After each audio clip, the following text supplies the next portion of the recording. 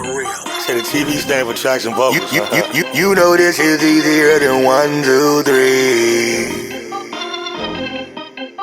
You are now tuned in to Just Swagg TV. I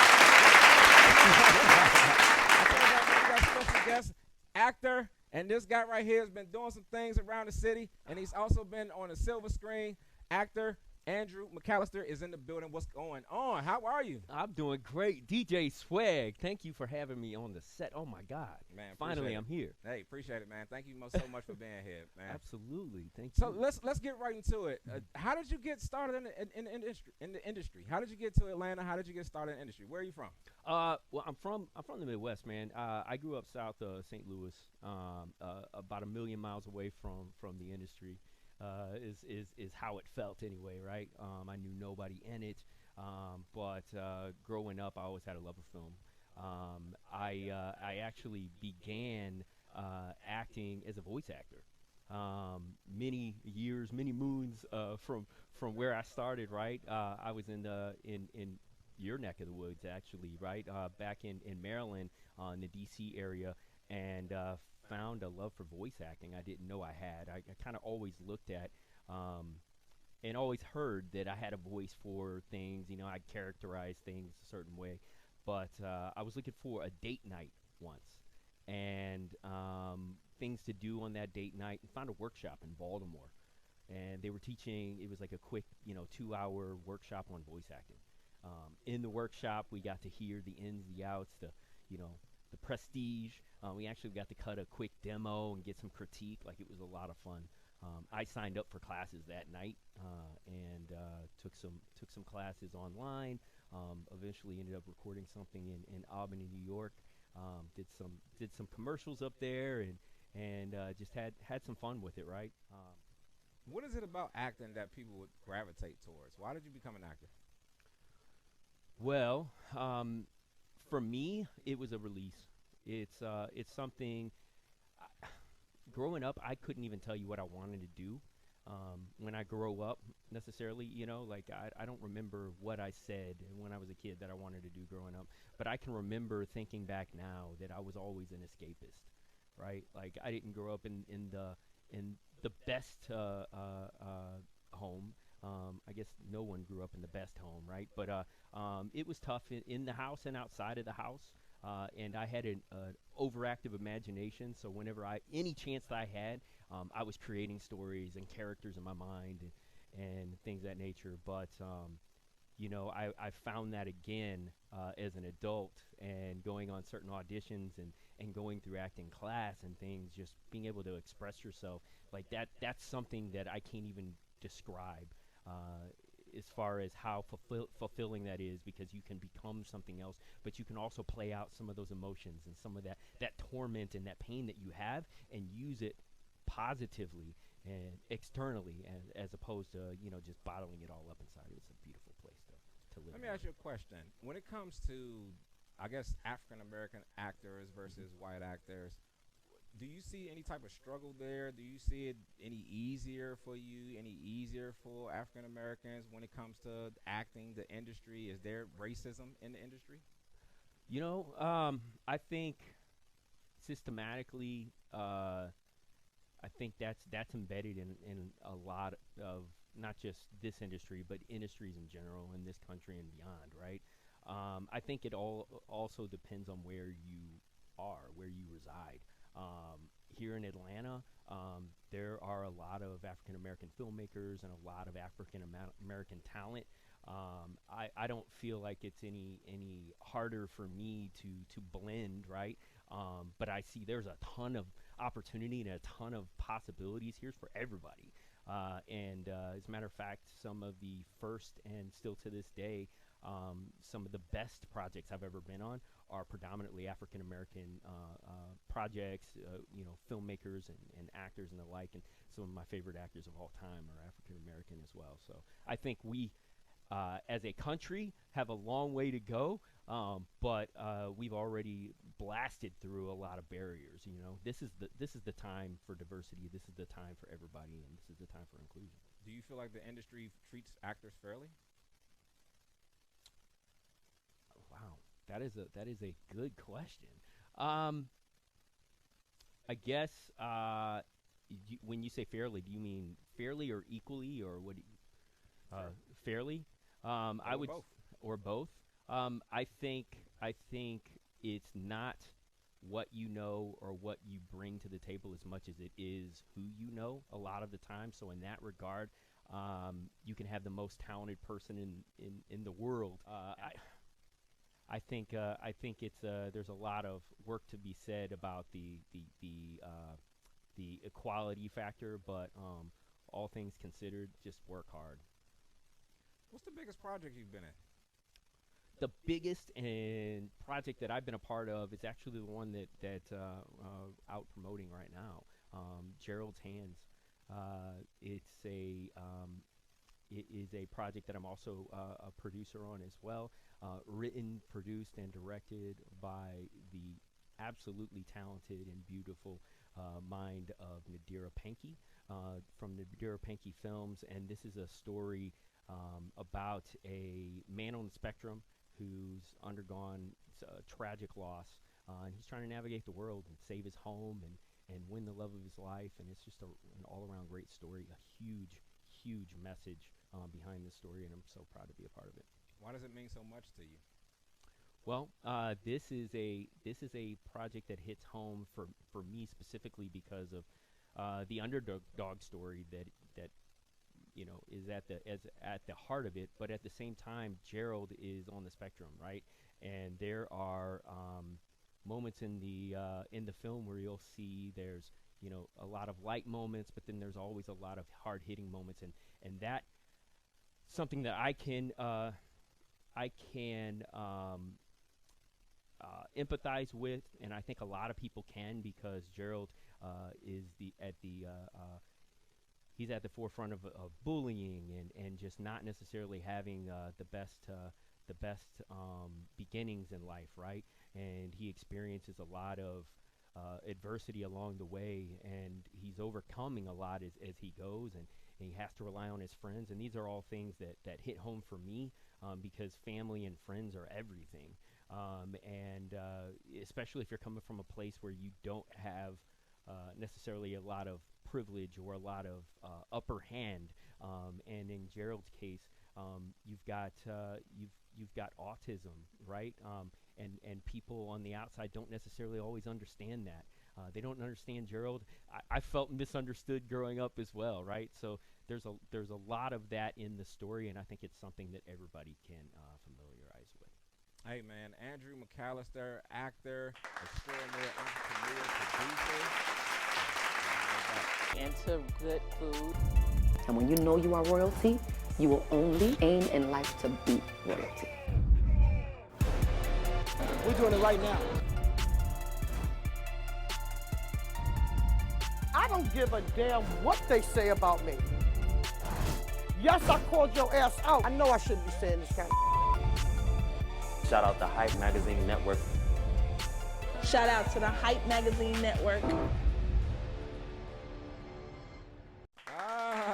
Welcome back, man. This is dope, man. We are in the building with actor extraordinaire, entrepreneur, and producer Andrew McCallister. You're in the building. What's good? Man, it feels so great to be in this building, let me tell you. Hey, look, man, if you missed the first segment, you got to go hit the rewind button. Don't worry about it. But we're talking to Andrew, and let's get into it, man. Andrew, how hard was it for you as an actor? You know, how people see actors, they think it's just easy.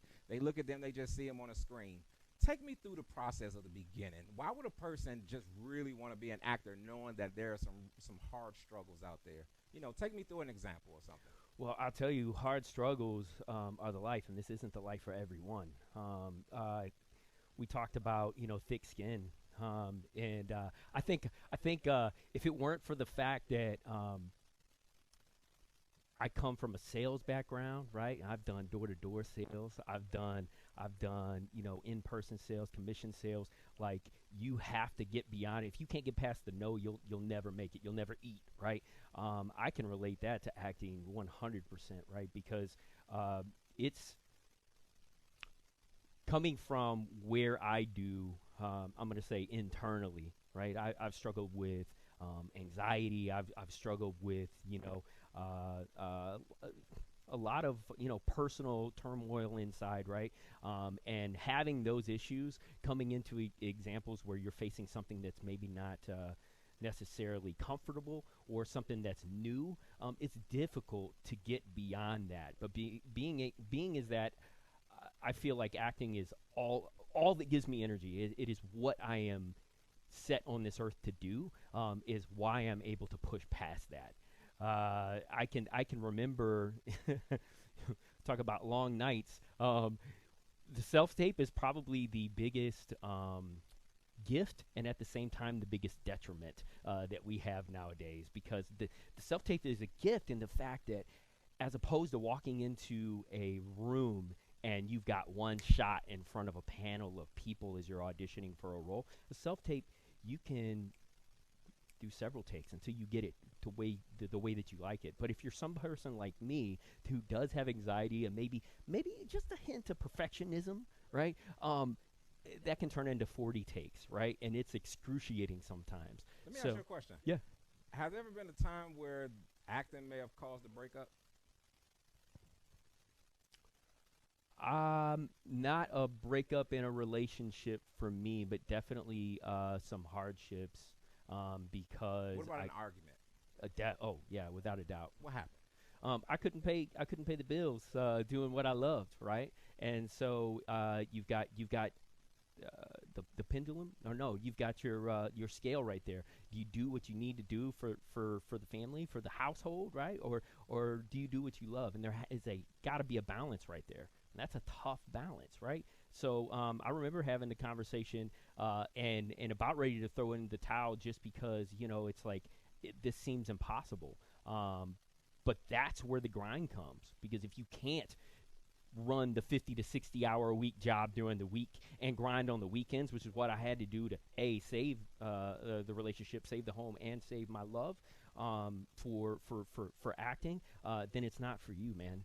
And that's a 7-day-a-week grind. It's a 365 grind. What should an actor be thinking when they first get into it? What should they know when they first step into it? I hear many people talk about don't pay for talent agencies. Don't, what I'm saying, things like that. Like, what's your take on, getting your resume up on independent films? What's your take on that? Oh, wow. I don't think you should pay for talent agencies either. And if there's a talent agency that's charging you to put you on their platform, you may want to do a little research, because once you have, and you said the key word there, once you have a resume, then that's a different conversation, right? Then when you start to explore and scout for agents and managers and talent agencies, you've got something to show. But first and foremost, I think you need to roll up your sleeves and get yourself out there. There are a lot of short films or student films. There's commercials, right? There are a lot of productions out there that don't have a lot of funds to pay at first, right? So do those free projects, right? Get your whistle wet and your wings in student films, SCAD films. You know what I mean? I say that. There are also some real companies out there that can shoot scenes, they can write and shoot scenes for you, but you definitely need to get the product, because without that, you have nothing to show. Who are you really going to get to represent you, and what are they going to be representing? They have no idea until you do get out there. Take me through an audition. The audition process is one where, let's say, for instance, you get a call or Actors Access, right? Actors Access is going to have a ton of projects that are looking for actors. If you fit the mold, then you can go ahead and submit your reel, your resume, and a self-tape. Sometimes the reel and resume will be what they use to decide if they even want to audition you. But once you do get the audition, they're going to send you sides, and what that is a piece of the script. And if you're lucky, you'll have a character breakdown as well, but you may not. And you'll submit a an audition tape that you send back to them, and hopefully you hear something with it from you guys. When it comes to acting, people think that it's easy. People think that it's the next thing to probably get on quick. It's not a fast process. Absolutely not. Is there a lot of hurrying up and waiting? Hurrying up and waiting is the name of the game. Absolutely. And it's funny because I think it's a lot like music in the sense that you hear about these overnight successes and then you hear the backstory on them. And I can tell you, man, those backstories are long. Overnight to the public, started 10, 12 years ago in a lot of cases. Like I've been acting, for instance. I've been acting in all about 7 years, and that's including the voice acting. And I still feel like a baby in the industry. You know what I mean? And I'm still learning every single day. And although I'm much better than I was yesterday, we got a long ways to go. Are you ready to ever give up acting? Is it something that you can retire from? Do you feel like you would ever retire? I don't believe so. No. This is and I think I spoke on this a moment ago. There are certain things and certain places that you are in life and in the world that just give you energy. And then the opposite of that, there's some things and some places in the world that will zap your energy. I get the most energy whenever I am on set. I love just everything about just portraying a character, learning a character, breaking the character down, being able to feel, and then in turn seeing it from an audience standpoint and seeing how it makes people feel. Like that right there is something that no. The quick answer is no. There's no way I could retire from this. And I tell you what, though, I can't recommend it enough to people as far as the industry is concerned if it's right for you. But it's not right for everyone. You stepped into producing. When did you start that? Actually, a little over a year ago. Was coming onto a project as an actor, finding Mr. Right Now, and was a part of a collective thought makers, Nadira Pankey, Lester Green, and myself. And as we were all three acting in the project, as a producer, it was how I broke in, but it was a great experience. We ended up shooting was it 7 or was it 6? It was 6 episodes of that short web series, and from there ended up being a producer on Gerald's Hands as well. Let's talk about Gerald's Hands. Let's talk project. Community. Yes. Autism. Yes. A whole lot of love, family, support, all being acted out through characters to display a message. Talk to me about Gerald's Hands. Why the name Gerald's Hands? Well, Gerald's Hands centers around and let me step back for a second. I play Gerald. Gerald Kowalski. So Gerald's Hands, it follows a 30-something-year-old autistic man with a low IQ, and we see his day-to-day, right? And he suffers a tragic loss, and he just he's looking for love, he's looking for friendship, and he finds it. But we get to see him navigate through life, and it's not easy. And some of the things that we dive into in the film, for instance, it's not just about autism, but things that don't necessarily always get talked about, which is bullying in the autism community, right? And domestic violence, and there's a lot of hard-hitting issues, right? And we see not only how Gerald is able to deal with these situations, but how the other characters collectively are able to deal with these situations. And with the help of his psychologist and his friends, and amazing cast of characters, I can't wait for you guys to see it. How sure are you to say, if I said that mental illness plays a part in acting, how true would that be, that statement? Would that statement be true or false? Does mental illness play a factor in acting? Does mental illness play a factor in acting? I think, I would say that if you dig into the word mental illness, right, because that can take on a lot of different meanings. Here's what I would say. A lot of issues such as depression, PTSD, and other mental illnesses, they can leave scars in a person's life, in a person's mind, in their being. One of the things that is beautiful about being an actor is that you find not only in the character, but you find a way to take that internal pain and channel it outward. I think, and I'm still learning how to do that in my own personal life, because as a young child, you don't know how to deal with certain things. And for instance, as I became a teenager, I started, lashing out. I started, I guess, fighting back in my own way. And it wasn't a positive way, right? And I got into, I was a knucklehead growing up, but I didn't know how to deal with the pain inside. I didn't know how to deal with the mental anguish inside. But once I was able to find something, for instance, acting, right, that can help me almost therapeutically take a glimpse inside and be able to channel that out, it comes out in the characters.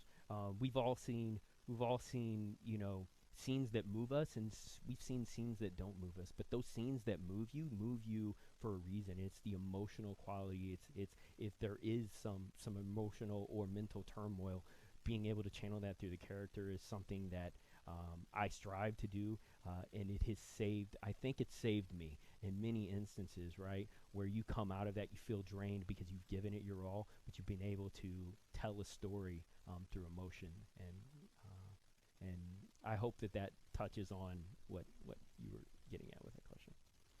The industry in the southeastern region, Mm-hmm. is it easy? Is it hard? It's tough, man. Yeah. Should I move here? Yes, should definitely move here. Well, I don't know. No, absolutely, it's tough, but it's tough all over. The industry here in the Southeast, in Atlanta in general, right? Like, more productions are coming out of here than virtually anywhere. And there's a lot of incentive for people to come here to shoot film, right? But all the attention is on Atlanta right now. And what I'll say is that we're still in the infant stages.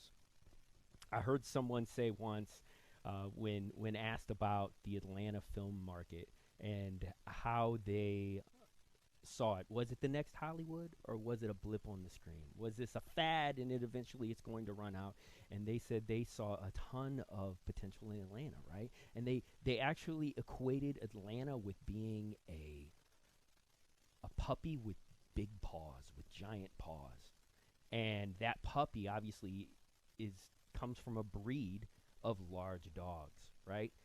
But the upbringing and who are the caretakers of that puppy, and the household and the comforts of home, and what you feed the puppy and how you treat the puppy and how you train the puppy is going to determine how large that gets. And I think we are on the verge of something massive, because that really resonated in my mind. I was like, wow, I get it. You know what I mean? It's not about the industry itself. It's not about the area, but it's about the caretakers. It's about the people in the industry here and how we treat it. And I see a lot of great things happening here, man. And this is an exciting time for these things to be happening. We're on the verge of a revolution in film and in television, and I think we're probably in the epicenter right here in Atlanta. What should people know about actor Andrew McCallister, Geralds, Hands, your projects? What should they know about you in the upcoming year? In the upcoming year, man, this is a big one. Right now, obviously promoting Gerald's Hands, and this is an undertaking that's very, very foreign to me. Like I said, I only had one other producer credit prior to this, right? And so with Gerald's Hands, I was able to see some of the things that I've never been privy to on the post-production side, for instance, and seeing, and knowing what goes into making a film. Wow, I'm blown away. From an actor standpoint, you only get to see very little.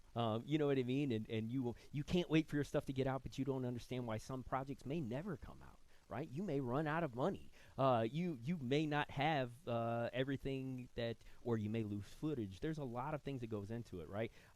With Gerald's hands, I'm able to be at the forefront of a lot of this, and the care and the attention and all that Nadira Pankey brings to this project. I'm able to be side by side and see a lot of that firsthand, which is absolutely amazing. Right now, getting the finishing touches on the sound design and music composition and marketing the film. The big thing coming up, the next big milestone is going to be on World Autism Awareness Day, which is April 2nd, and that is the online virtual premiere. So this is going to be the world premiere for everyone to see Gerald's hands for the first time. Very, very excited about that. And that day in general, obviously, is a very meaningful day. So I think it's perfect for Gerald. Perfect to Gerald's hands, and I can't wait for everyone to see this. Where can people follow you? Where can people get more information about you, the production, and what you got going on? Cool. Yes, Gerald's _hands on Instagram. Also, most importantly, geraldshands.com. We have teamed up with a fiscal sponsor from the Heart Productions. So we are currently fundraising for part of that post in the marketing aspect, and also so that we can get the film in the commercial theater for 7 consecutive days. We're trying to get this thing to the Oscars, and it's a big undertaking, but I say all that to say that your donations through From the Heart Productions are actually tax deductible. So that's a big piece. But geraldshands.com has a lot of the information. You can donate there. We also have a merch store right there where you can get Gerald's merch on geraldshands.com. Me personally, I'm at Andrew R. McCallister on Instagram. And yeah, man. Look, man, Andrew, it has definitely been dope talking to you Thank today. you. It's great talking to you. Getting to know you, getting to know your personal milestones, things that you got going on, the production, Gerald's Hands. Look forward to it. And if you promise me, please, just look, I don't ask for payment. All I ask is that you bring Nadira back and she's able to be on the show. Most definitely, and I know she cannot wait. Like, this is going to be so much fun. All right, that'll be dope, man. Andrew McCallister, actor, entrepreneur, extraordinary producer. Thank you so much for your time. Thank you. Hey, what's going on? It's your boy DJ Swagg, a.k.a. you know who I am, man. Just Swagg TV, The Block. Make sure you follow us on YouTube. Make sure you follow me on U42. Make sure you follow me on Roku, Channel 72. Make sure you follow me everywhere. At DJ Swagg, 2 G's for a double dose of this goodness. IG, Snapchat, Clubhouse. I'm everywhere, man. Also, if you're looking for any type of advertising, holla at your boy, man. JustSwaggTV.online. It's that simple, man. Holla at your boy, DJ Swagg. We will see y'all next time. It's Just Swagg TV, The Block. And don't forget, take the block with you.